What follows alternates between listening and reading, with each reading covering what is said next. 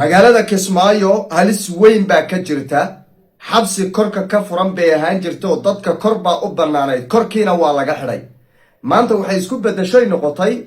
xabsi caadi ah oo kor iyo hoosba ka xidhan.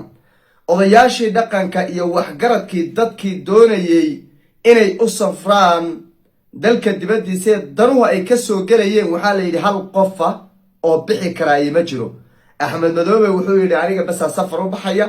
Nairobi baan gaarayaa xaaladahan cakiran baan Kenya kala soo hadli basaanow iyo ragga kale ee taliyaasha ciidamadow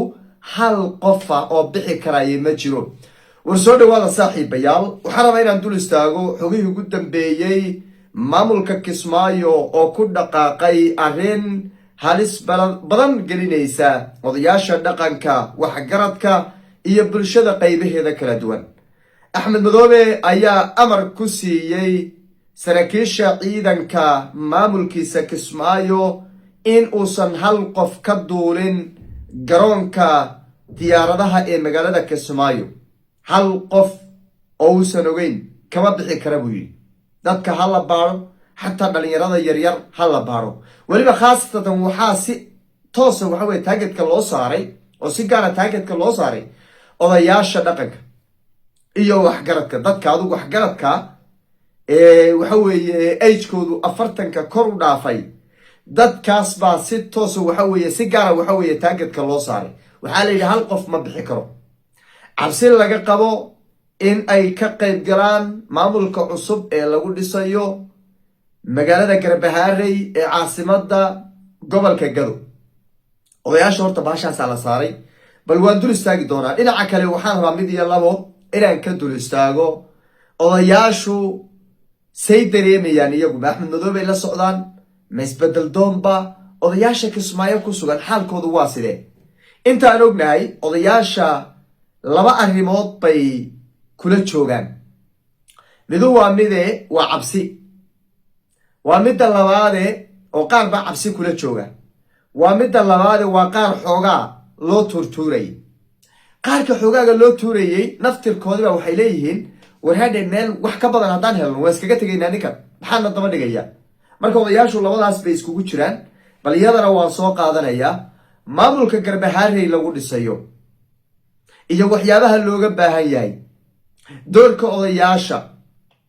kuwan Kismaayo ku xayiran iyo ciddii bedeli lahayd iyadana iyo halka waxay marayaan waan dul istaagayaa. muuqaalka like saara meel dheer gaarsiiya aragtidiinana waa muhiim igu reeba qaybta commentiga. aan ku bilaabe odayaashii joogay Kismaayo dhibaato weyn baa haysata. in laga hadlo way mudan tahay oo waxa weeye la cambaareeyo oo odayaashaas in qofka la xidho caadi loo xidho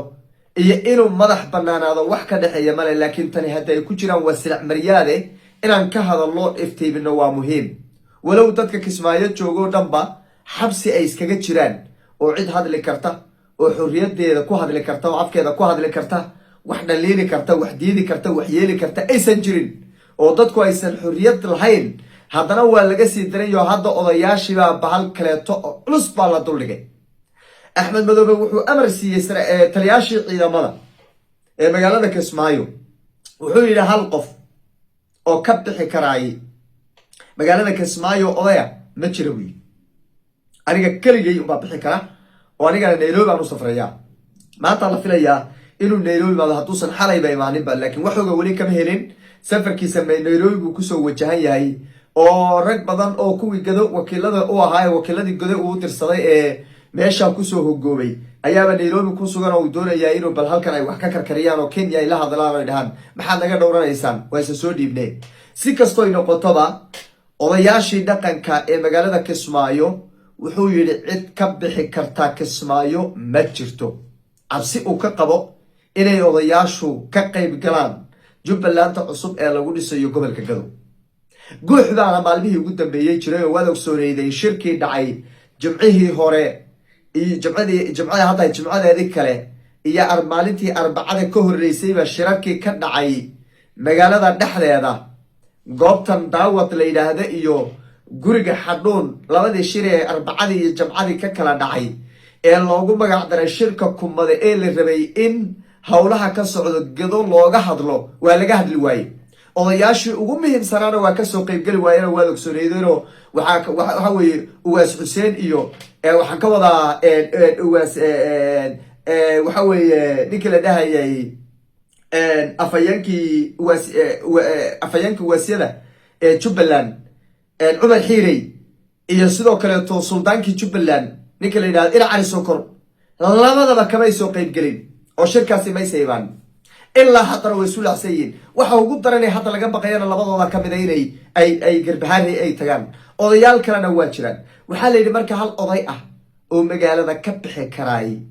ma jiro buu axmed madoobe yidhi yuusan hal oday ka bixi buu yidhi magaalada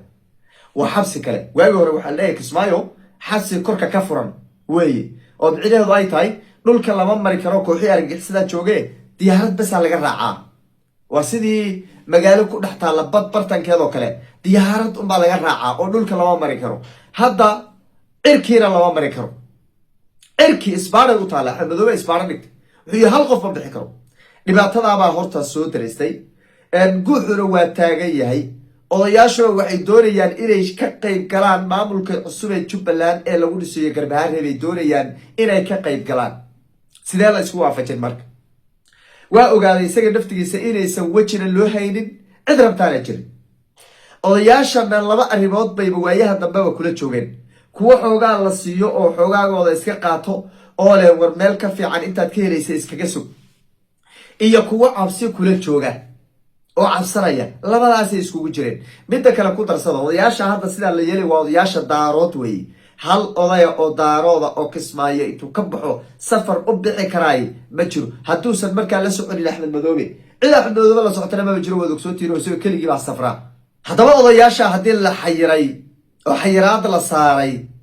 maamulka ma dhismaya ma loo baahan yahay odayaashaas la-aantood ma la dhisi karaa haa waa la dhisi karaa sababtoo ah hingaraarac laguma dhintiyo odayaashii kalaa jooga dhaqankii baa jooga dadkii axmed madoobe horay uga cararay berisamaadkii baa jooga kuwii waxa weeye uu tarxiilay baa jooga kuwii isaga horay isku soo dhaceeyay warkiriyo ufur waxaa wata doori mayna yidhi ee garwaaqsaday ummadda soomaaliyeed ee jubbaland waxaan dhib ahayn axmed madoobe inay ka faa'iidaynin baa jooga odayaashaasaa marka dhisaya oo saxiixa yeelanaya oo dowladdaa soo dhisaya dowladda federaalka ayaa garwadeenka waxa iyaga looga baahanya waa saxiix iyo cidda matalaysa beelaha intaana odayaal ku filan iyo isma dhaqanoo ku filan waa joogaan haddii kuwaa ay imaadaanna dee kasii fiicanoo iyadana waxba badan bay soo kordhinayaan oo waa dad weliba xog ogaal ah oo meeshii ay wax ka dhacayeen jooga weeye taasi iyadana waa midda dowladda federaalka weli waxay wadaa dadaallo xoogan oo lagu taabagelinayo isku keenka reer jubbaland iyo dhisidda maamul cusub oo dadka reer jubbaland isku keena marka waa arrin muhiima meel fiican bayna hadda maraysaa xaarxaarkii madaxtooyadii hoteeladii la degi lahaa guryihii waxaweye la seexan lahaa martidu ay degi lahayd howlahaasoo dhan baa socda guddi farsamo oo guddoomiyihii gobolka gado cabdulaahi shimbir uu kow ka yahay oo daraad soo gaadhay maalin ka hor soo gaadhay magaalada garbahaareyna way ku sugan yihiin oo arrinta qabanqaabadeeda iyo isku dubaridkeedaba wada golaha waxa weye wafdi wasiiraana iyadana waxaa la rajaynayaa in maalmahay lagu soo aadan ay gaadhaan magaalada garbahaarey marka waa lagu soo wada qulqulayaa waana la iskugu imaan doonaa meeshaas oo ummadda soomaaliyeed ee reer jubbaland daliya dibadba halkaas baa la iskugu imaan doonaa oo looga arrinsan doonaa war reer jubbaland dadkii reer jubbaland ee la kala caydhiyey ee maamulka kismaayo uu kala fogeeyey ee dhibaatada uu kala dhex dhigay ee musiibada iyo maamul xumadu ay ku dhacday sidee la iskugu keenaabaa la isweydiin doonaa maamul sideen ugu dhisnaabaa naftarkeeda tala badan laga bixin doonaa insha allah waxaan rajaynaynaa inuu wax weyn uu kasoo baxo ayaan rajaynaynaa insha allahu wixii kasoo kordho waynu eegi doonaa waana cambaaraynaynaa odayaashaasi xayiraada la saaray xataa kuwa waxaa jira daran kale oo waxa weeye aadi xamar u socda oo gobolada dalka u safri rabay oo aadi rabay nairobi oo qofku dan buu yeelana oo qaarkood waxaan ogsoonahay odayaasha isimada ciyaalkoodu waxay degan yihiin dalka kenyay degan yihiin xeryaha qaxootiga qaar baa degan oo mar walba imaan jiray qaar baa gaaris degan qaar baa nairobi u degan yahin carruurahoodii degan yihin wax ku bartaan oo aadi lahaa dee waxa weeye family issue baa dhici karaa iyadoo dhibaatada ay jirto axmed madoobe haddana xayiraad saare uu yidhi basaan iyo ninka lahaa sadiiq doorow daarood idinkaa u xilsaaran hal qof yuusan garoonkaa ka bixin buu yidhi marka waa musiibo kale oo dadkii reer kismaayo kusoo korodhay weeye waynu eegi doonaa bal sida ay uga falceliyaan iyo xaalka siduu u noqdo muuqaaladeena dambe ayaan idinkula wadaagi doonaa hadduu aan lahayn.